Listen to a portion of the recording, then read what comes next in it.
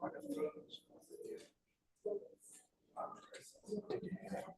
I won't touch camera. I don't know. It's not my camera. And I don't know what anything is on it.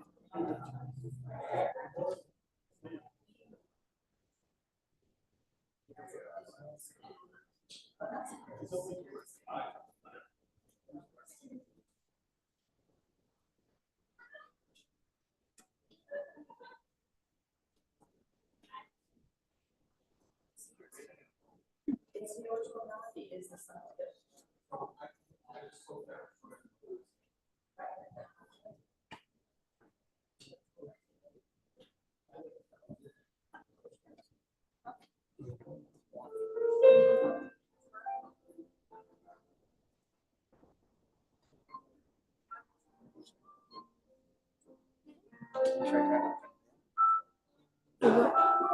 Camera. Oh, and she said that's an old camera. Yeah.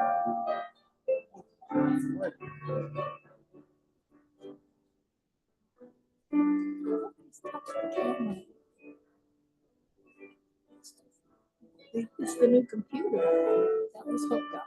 And nobody touched the camera. For some reason. It's the new computer. We got a new hard drive.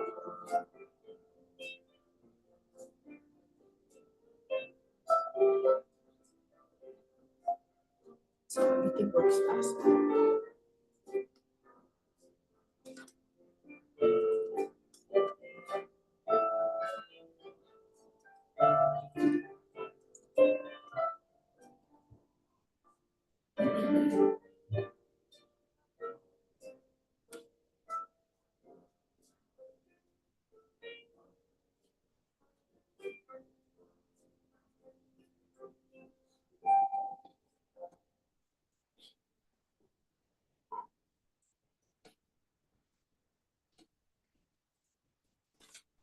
Morning.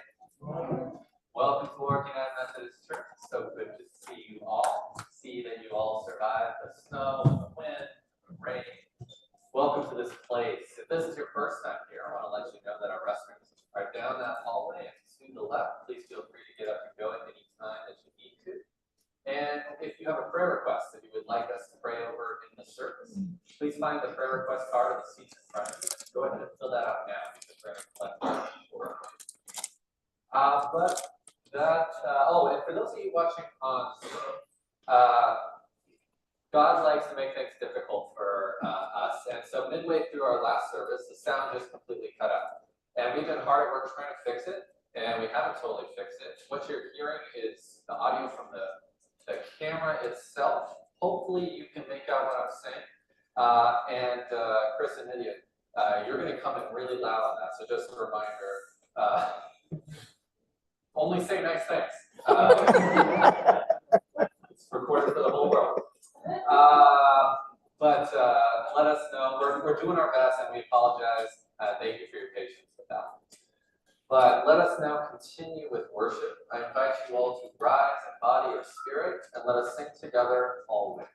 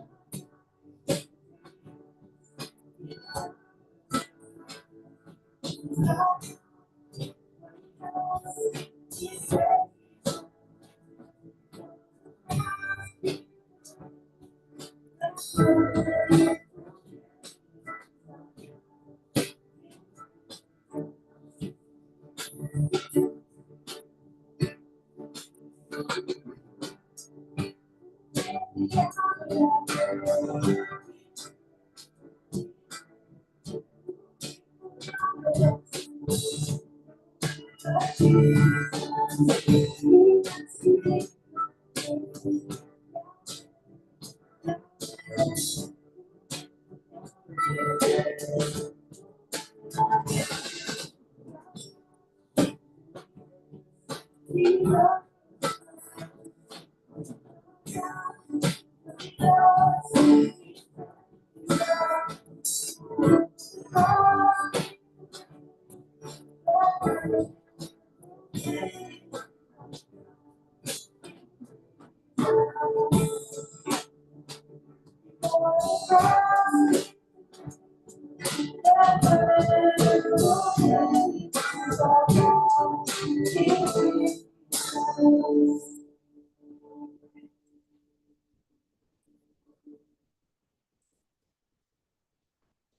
be seated.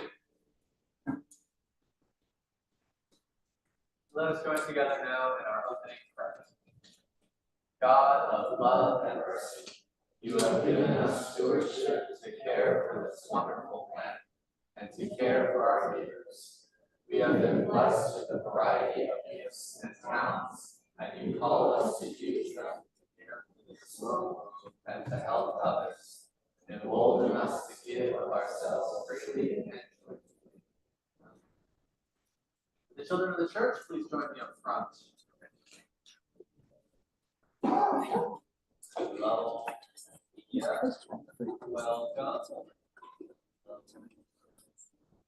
How's everyone doing today? Yeah, it's been a while. Good to see you. We've got our youngest member up here. Welcome. Welcome. So today we're going to talk about stories. Do you guys like stories?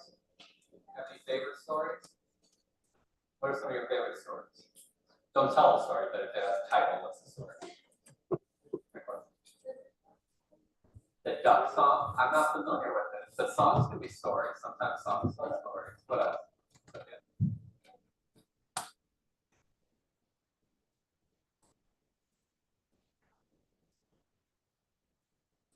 Yeah, some TikTok videos or tell stories. Yeah.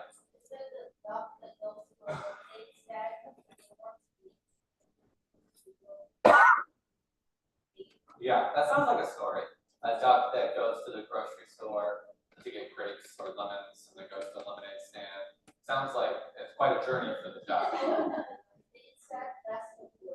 Yeah. There's a person on the lemonade stand that's kind of the duck wants lemonade. The duck sounds like someone who's hard to please. Yeah. So why do we tell stories? Or why do we hear stories?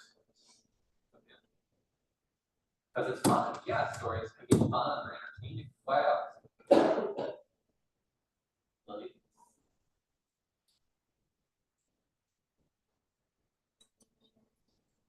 Make people feel one way or to share a perspective. Great, got it. What else?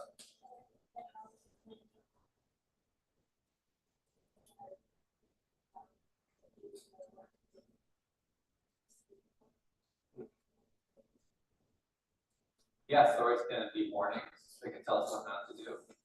Stories can be lessons, right? Sometimes they're warnings, sometimes they're other kinds of lessons. We learn from stories. And that's one of the things I want to talk to you about is that we can learn from stories. They're not just fun, they can teach us things. Even if they're didn't really happen, like made up pretend stories can teach us things. Like, you know the story of the boy who cried wolf? Yeah. And that's a made up story. But what does it teach us? What's the lesson of the boy who cried wolf? Don't lie. Because if you keep lying, people will stop believing you. And then when you need them to believe you and you're telling the truth, they won't. Right? So stories can teach us whether they happened or they didn't happen. And we're going to talk about that more in our Genesis passage today. But you guys, I think in Sunday school, are talking about a story in 1 Samuel. And in 1 Samuel, there's a young boy, he's probably like 12 years old, right? Is he 12? Yeah. So Samuel was your age. And he was, sorry, what was he going? Almost 12. So yeah, you guys are right around the same age. And he's lying in bed and he hears somebody call his name, Samuel, Samuel.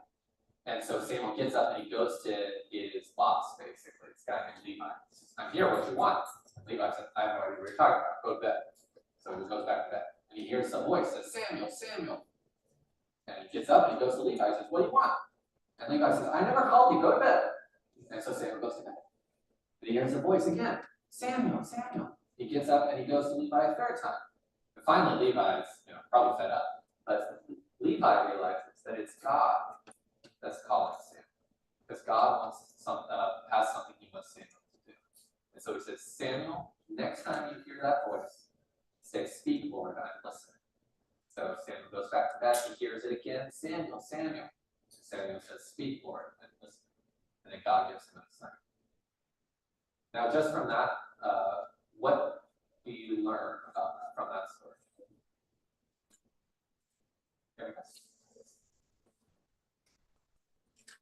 To not get frustrated. Yeah, it teaches us patience. That's a good one. Anything else?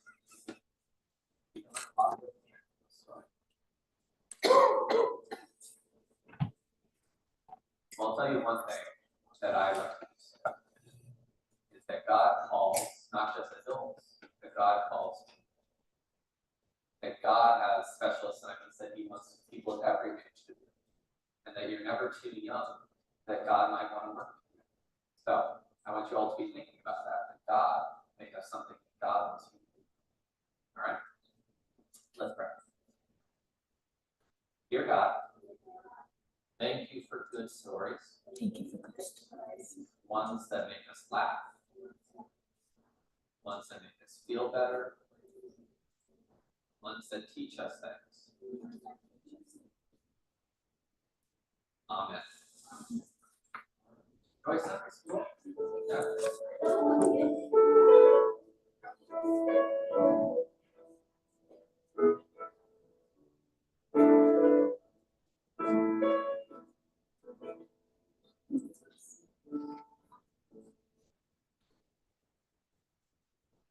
At this time, if you have a prayer request, oh wait, sorry, I almost skipped it.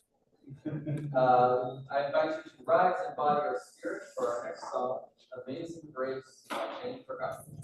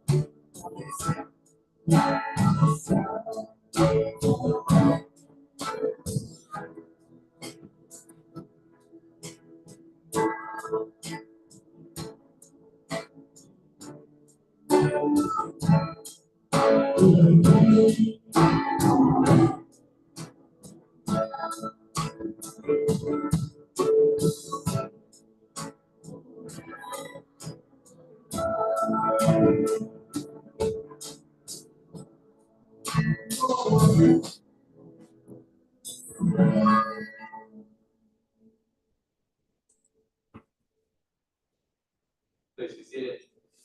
At this time, if you have a prayer request, please raise your prayer request card up high, or if you're watching on Zoom, please enter your prayer request into the chat.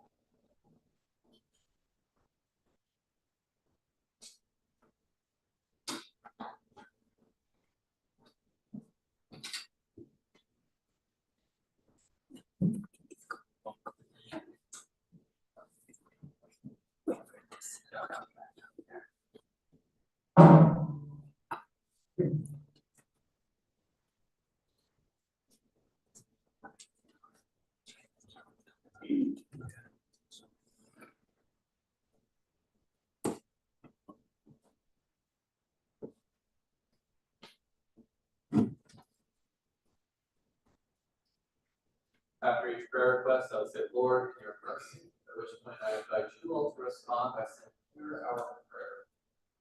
Let us pray together.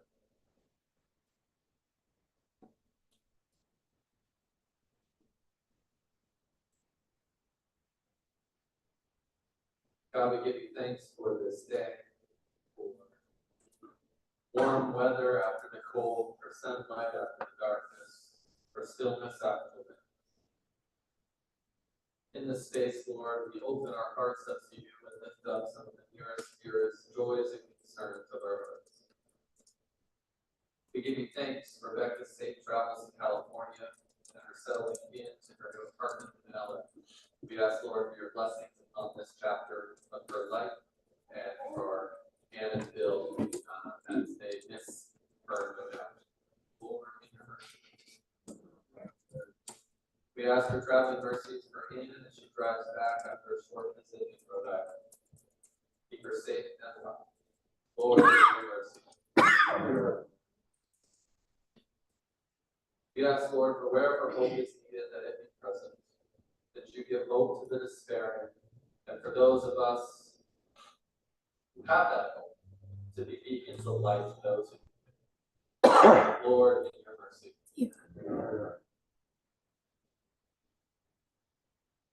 We ask for the Lord's help in making the right life-changing decisions. Help them, Lord, we lift up this prayer, but all those people who need help with such big and weighty decisions. Put them on the right path, and may they trust in you as they walk it. Lord, in your mercy. And for world peace, peace in war-torn countries, peace far away, peace near at home. Lord, in your mercy. We pray for Lyndon. His heart surgery went well, for which we give you great thanks, and he is still in California recovering. So we ask, Lord, that you continue to watch over him and his recovery. Lord, in your mercy. We ask for patience and peace for Marty, whose surgery was postponed to this coming Friday. We ask, Lord, that in the wake of the buildup, that he be well and peace in his heart, along with Lydia, and may that surgery go well. Please bless his medical team that they can give him the best care possible. Lord, in your mercy. We give you great thanks for good news, for curing.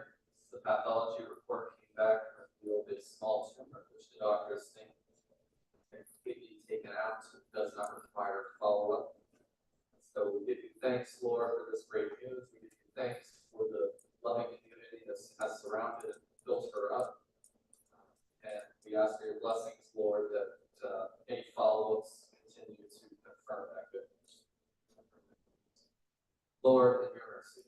pray. And for all the other prayers, Lord, that we haven't named aloud, we take a silent moment now to center in on those prayers and lift them up to you.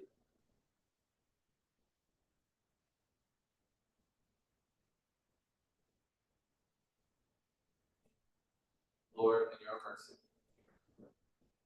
Now let us join together in prayer. Jesus taught his disciples to say, Our Father, who art in heaven, hallowed be thy name. Thy kingdom come, thy will be done, on earth as it is in heaven. Give us this day our trespasses, as we forgive those who trespass against us. And lead us not into temptation, but deliver us from evil. For thine is the kingdom, and the power, and the glory forever. Amen. This time I'd like to invite Janina to the front to lead us in the reading of the scriptures and the prayer of the day.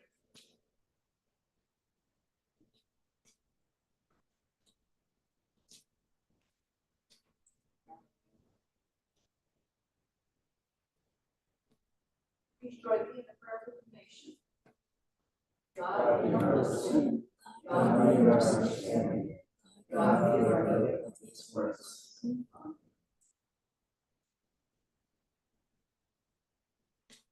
The first reading is from Genesis. Then God said, let the earth put forth vegetation, plants yielding seed, and fruit trees of every kind on earth that bear fruit with the seed in it. And it was so. The earth brought forth vegetation, plants yielding seed of every kind, and trees of every kind bearing fruit, and the seed in it. God saw that it was good. There was evening, and there was morning.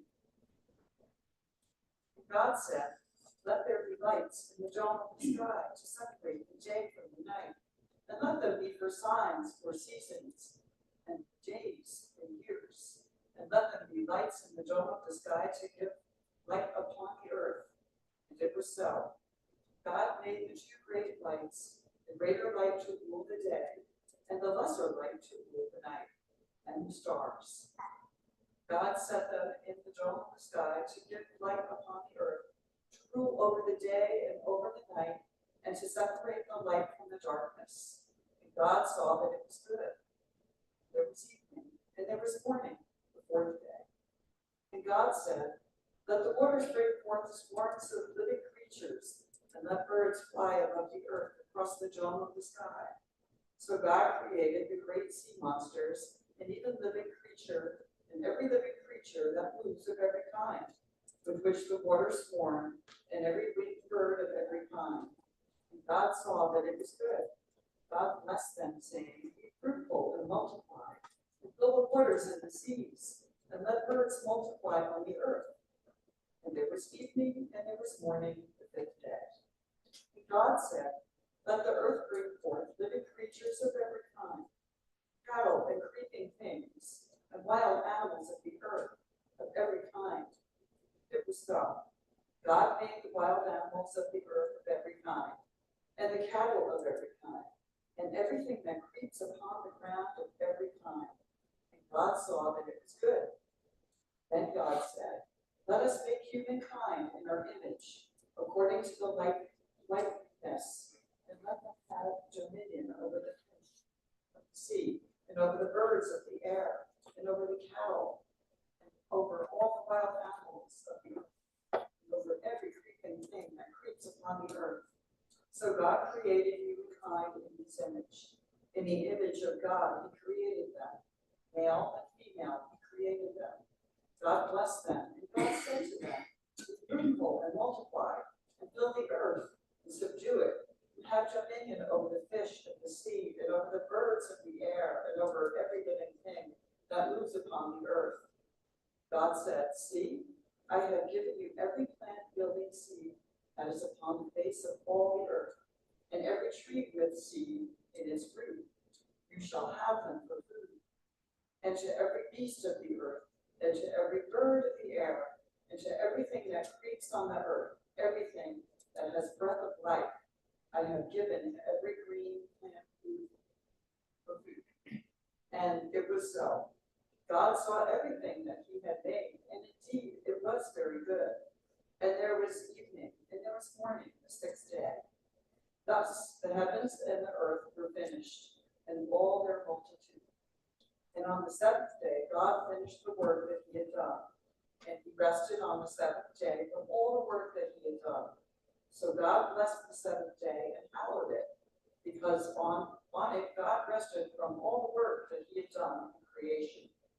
These are the generations of the heavens and the earth, and they were created in the day that the Lord made the earth and the heavens. The second scripture reading is from Samuel. Now the boy Samuel was ministering to the Lord under Eli. The word of the Lord was rare in those days. Visions were not widespread. At that time, Eli, whose eyesight had begun to grow dim, so that he could not see, was lying down in his room.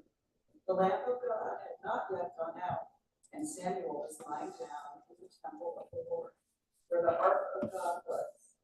Then the Lord called, Samuel, Samuel, and he said, Here I am, and ran to Eli and said, Here I am, for you called me. But he said, I did not call. Lie down again. So he went and lay down. The Lord called again, Samuel. Samuel got up and went to Eli and said, Here I am, for you called me. But he said, I did not call. My son, lie down. My son, lie down again. Now Samuel did not yet know the Lord, and the word of the Lord had not yet been revealed to him. The Lord called Samuel again a third time. He got up and went to Eli and said, Here I am, for you called me. Then Eli perceived that the Lord was calling the boy. Therefore Eli said to Samuel, Go, lie down, and if he calls you, you shall say, Speak, Lord, for your servant is listening. And Samuel went and lay down in his place. Now the Lord came and stood there, calling as before, Samuel, Samuel. And Samuel said, Speak, for your servant is listening.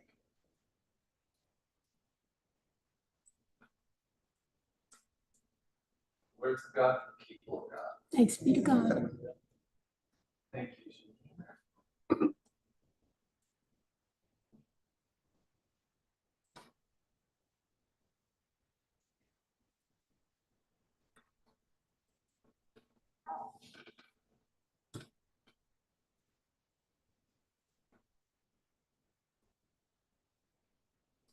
If you worshiped with us last week, you will remember that last week we looked at the first portion of the Genesis story we heard today. The very beginning, chapter 1, verses 1 through 10, the first couple days of creation.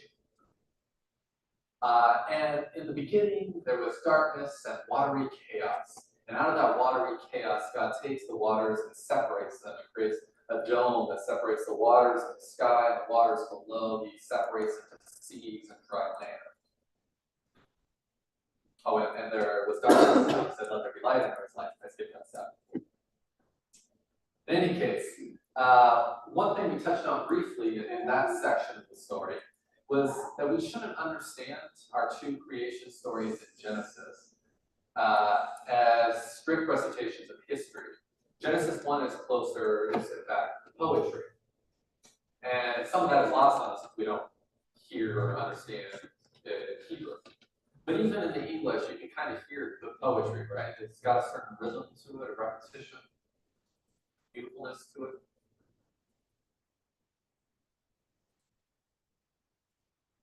And like most poetry, Genesis 1 is less interested in technical facts than it is with capital T truths.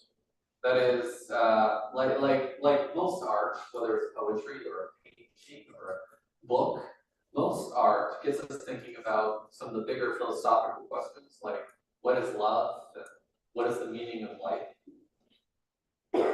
Genesis 1, this creation story of Genesis 1 in the first part of chapter 2, gets us thinking about big questions like, why are we here? What is the point of living?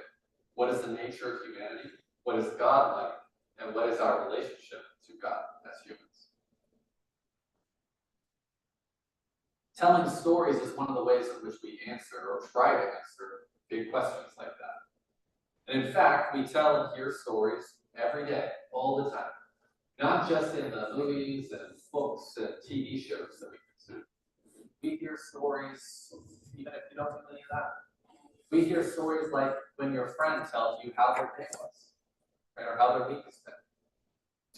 We hear stories from our parents or other family members, like how they used to be happier when they were thinner, or when they lived in the glory days of being a football star in high school, or how this family has lived in this town for generations and will forevermore. We hear stories in the ads we hear and watch, like, my life used to be really hard, and then I got a Swiffer, and now everything's better. Or if you buy her this diamond ring, you will live happily ever after. We hear stories in our news and our political discourse, like America used to be great, but now is in decline. Or our energy policies and consumption habits are destroying our earth. We hear stories in school, at work, on the radio, with Snapchat stories, Twitter feeds, TikTok. We are constantly consuming stories, and each one, little by little, adjusts how we understand the world, how we see the world, and how we act and speak in the world. What stories drive you? What of the million things the world around you tells you weighs most heavily on your mind? What stories have you held on to since you were young? What stories influence you in the day-to-day?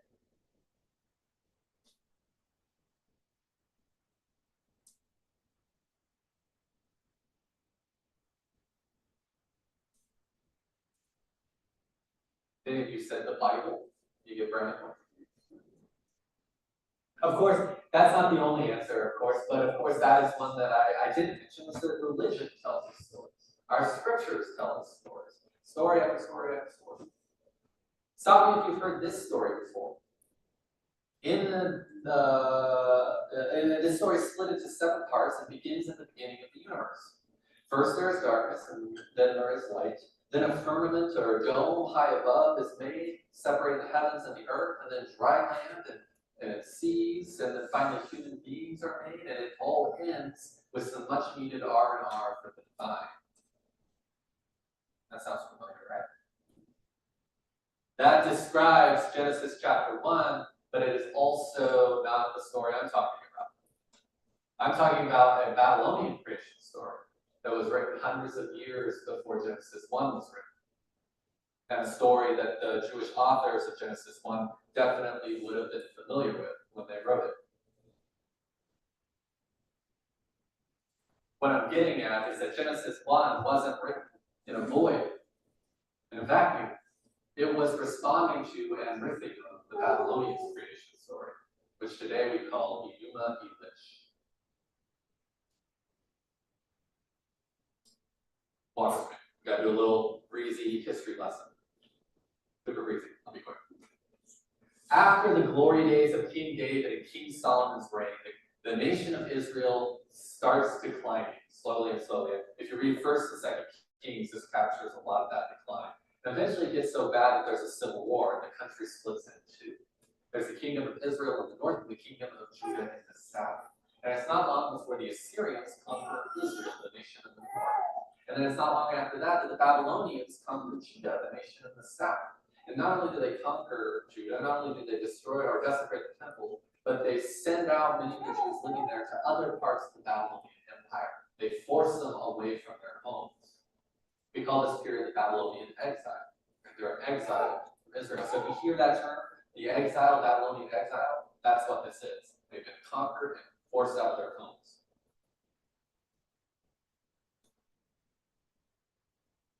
This is one of the lowest points in the Jewish people's history.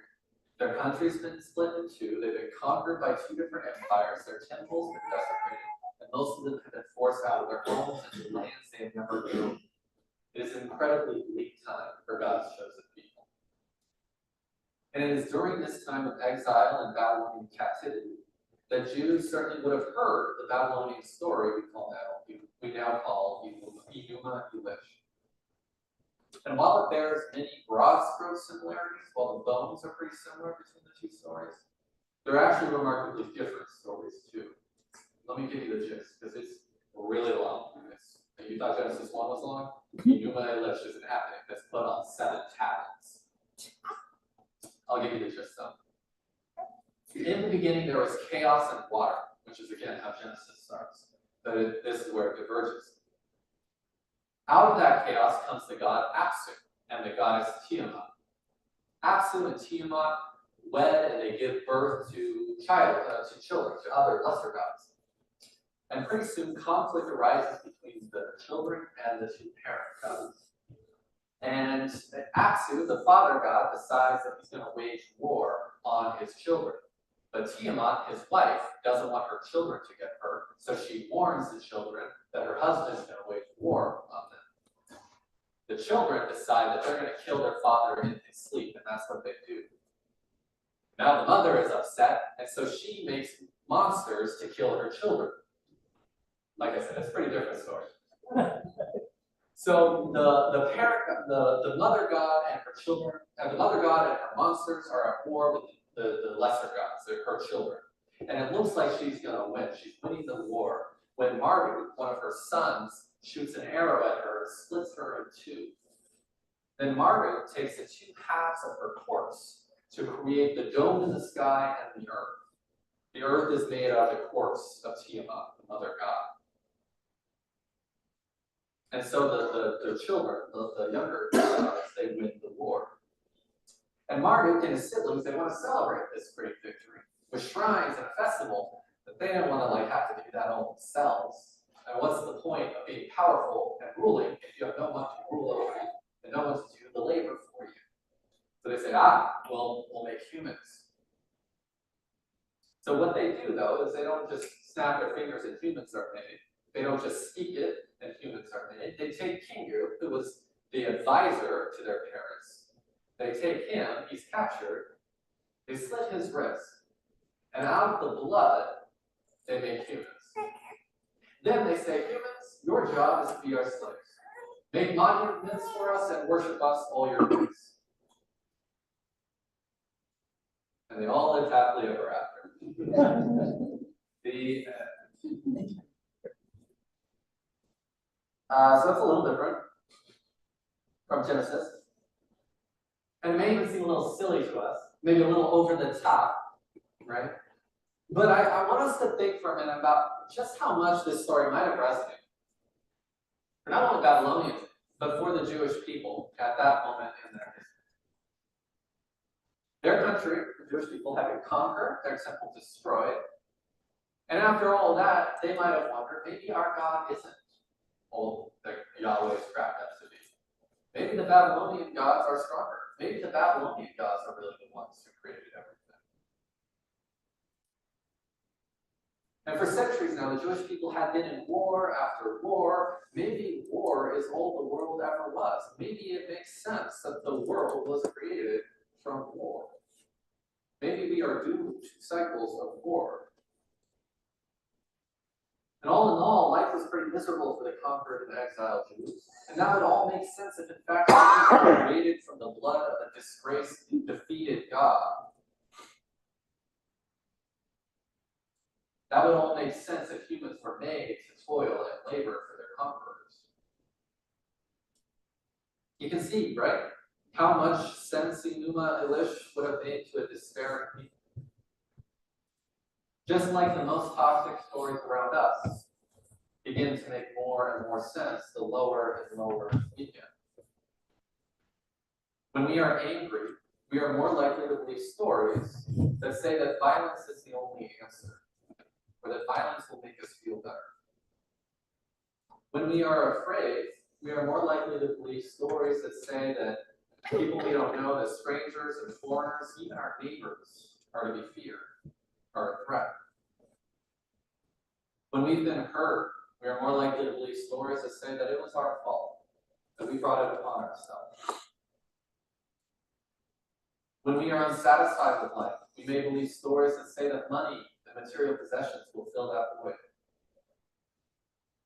When we feel ashamed of our body, We might believe stories that say that starving ourselves will erase the pain. When we hate our life, we may come to believe stories that say that there is no point in living.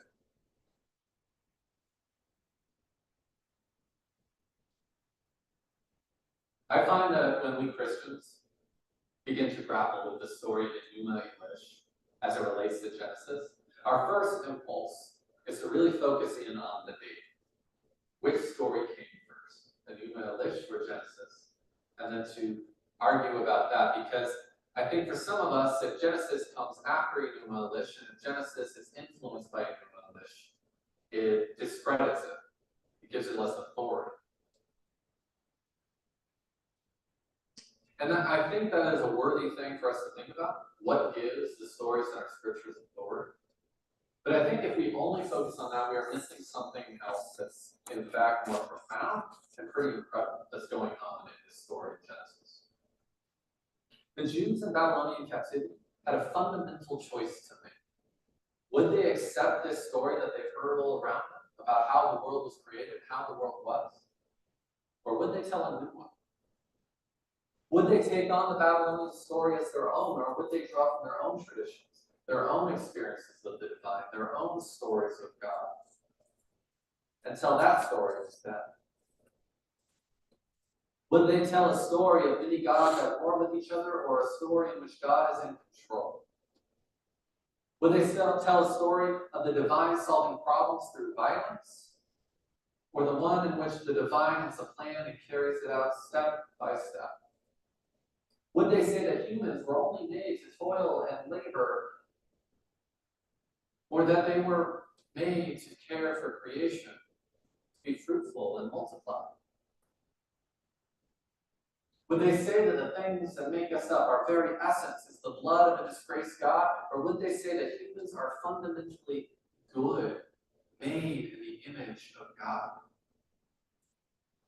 When we hear Genesis 1 and we hear line after line repeat, and God saw that it was good or very good, that humans were made in the image of God, can you hear how that is just pushing back against this story in which humans are made from blood and war, meant to toil and labor? One story tells us that we are nothing, that we are low, that we are disgraceful. Another story tells us that we are good, that God intends good things for us, and we have a good job to do.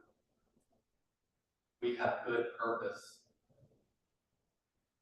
You see, Genesis 1 isn't just a story. It was the Jewish people taking a stand. It was their way of standing against the prevailing wisdom of the day to say, no, God isn't like that. God isn't selfish, power-hungry, and vengeful. God is benevolent, generous, and loving. This world isn't all chaos and destruction. At its core, it is good and has order. Humanity isn't meant to toil and slave away all its days, but rather humanity is meant to partner with God to care for and enjoy the earth. The Jews in Babylonian captivity had a choice to make, and they chose to say no to all those toxic stories around them and instead create a better story that more closely pointed to the divine they knew to be true. And we can make those same choices today. We have stories to pick from all around us, stories we hear and stories we might share. Which ones will we accept? Which ones will we reject? And which ones will we pass on?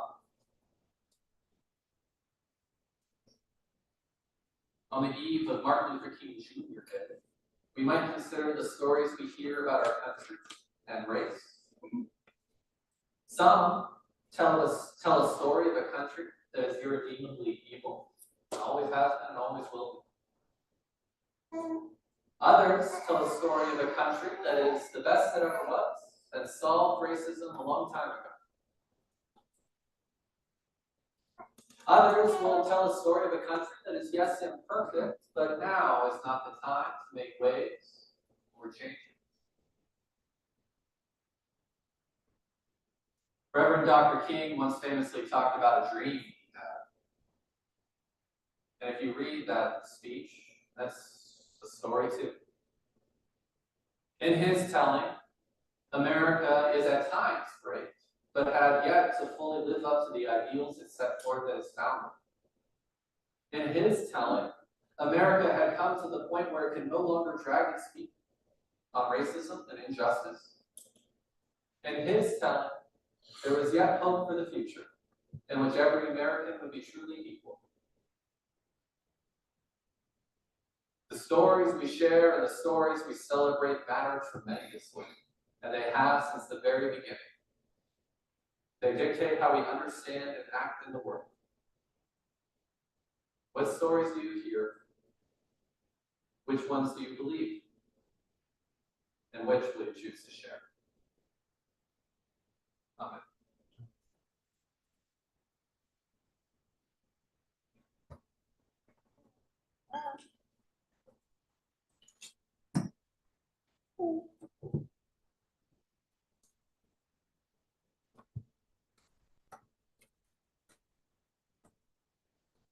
At this time, we will receive our offering.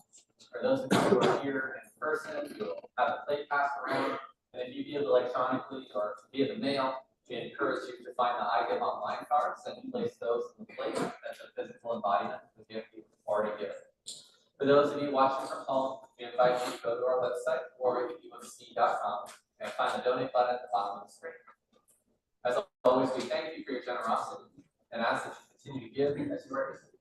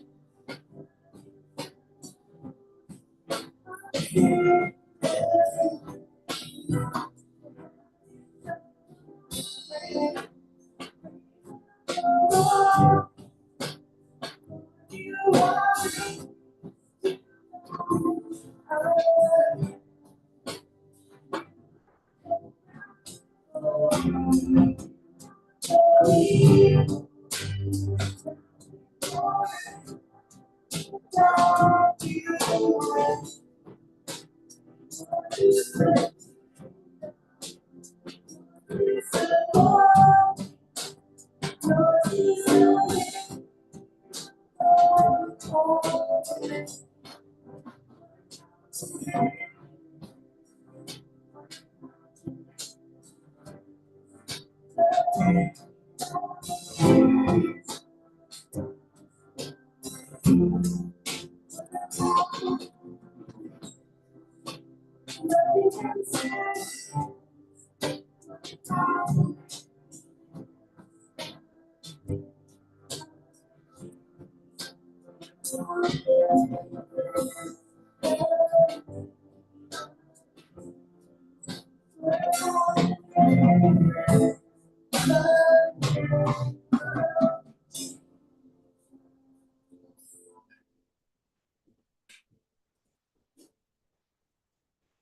I forgot to tell you, we have a special offering today.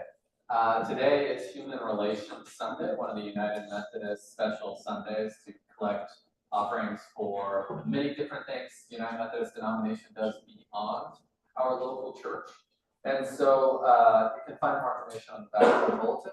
But the offering for Human Relations Sunday collects for community developers, community advocacy through United Methodist Voluntary Services, and work with at-risk youth through the Youth Offender Rehabilitation Program. Since we've already passed the plates, if you would like to support this offering, and I hope that you do, I invite you to place your offering in that offering box on the right there on your way out the door, and just include a note with it or on the memo line to check that it's for Human Relations Sunday, and we'll collect those and pass those on. Even if it's just a few dollars, if everyone gives a few dollars, that adds up to quite a bit. So I do encourage you to consider giving to that offering. And I apologize, I didn't think about it before we pass. Yes. Also, they wanted to go online, and it's under special orders. Yes, thank you for the reminder. Yeah, so you can also do this electronically. If you give, go to our online giving page, there's a section there that says special offerings. Do that. If you do that within this week, we'll just direct all donations to Human Relations Sunday for this week. You can do that there too. All right, I invite you now to rise and body your spirit, and let us join together in the prayer of dedication.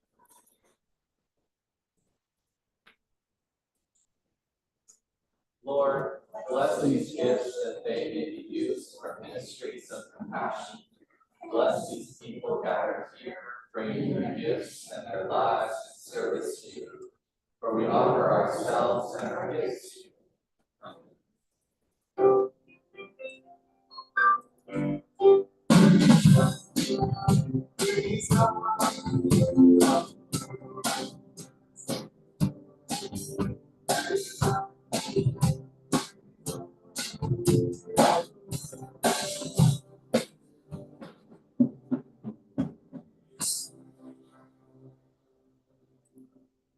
Please be seated. I've got a few announcements for you all before you go. Let's see. We've been talking a little bit about the blizzard bags we're going to be doing. These are bags full with supplies in case there's a blizzard or in case the power goes out, something like that that we want to give to some of our more isolated or homebound members in our community. Things like flashlights or hand warmers or oatmeal, hot cocoa. And we have a list of things we'd like donations for. So if you'd like to help out with this ministry, we would love your help. Find the sign-up sheet on that table in the back. It says exactly what we're looking for and how many of each thing. Please put your name by what you think you can bring. We will be collecting through January 28th, which is, I think, a couple Sundays from now. The last Sunday in January. Most of it's stuff you can purchase, but we are also hoping to have some little mini loaves, home baked mini loaves of whatever kind you like. So if you like baking mini loaves, we could use your help, but don't bring that until the 28th or soon to that date. We don't want moldy mini loaves. All right, please see that sign-up sheet on your way out. Let's see, what else? Good Shepherd Lutheran is doing their annual soups program where they give out to anybody who would like soup. They do this every Wednesday from now till Easter from 3 to 5 p.m. So if you want soup, go to Good Shepherd Lutheran, or if you know somebody who could use some soup, go to Good Shepherd Lutheran. Even if you can't drive there, they are willing to do delivery just call Wednesday morning, call their office after 9 o'clock on Wednesday morning to arrange delivery. MLK Junior Day, as we mentioned, is tomorrow. And Union AME Church here in Warwick does a great celebration for that. It's 11 o'clock a.m. tomorrow at Union AME, just on the other side of the village here. I hope you can attend that. Finally, the poinsettias are beautiful, but they don't have a lot of time left, and I'm told they're too beautiful for us to throw away. So if you would like them, please take them. Any poinsettia you find, wherever you find in the building, it's free for you to take. Please find a good home for it. Are there any other announcements? All right.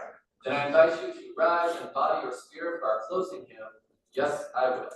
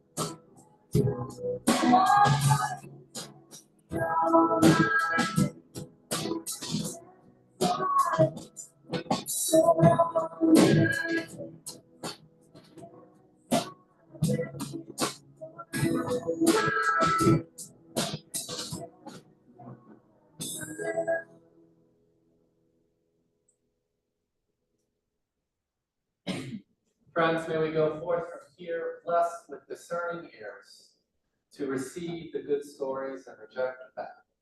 Go now in peace. Amen.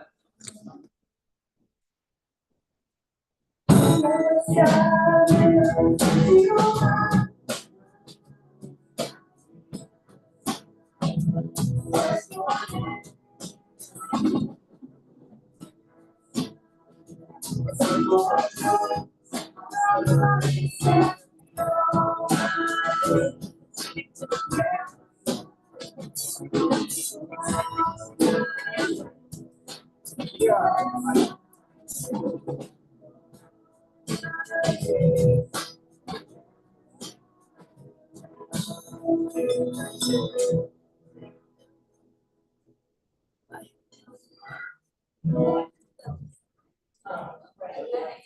other thing, while they were playing, there was a clown, and I lowered the keyboard and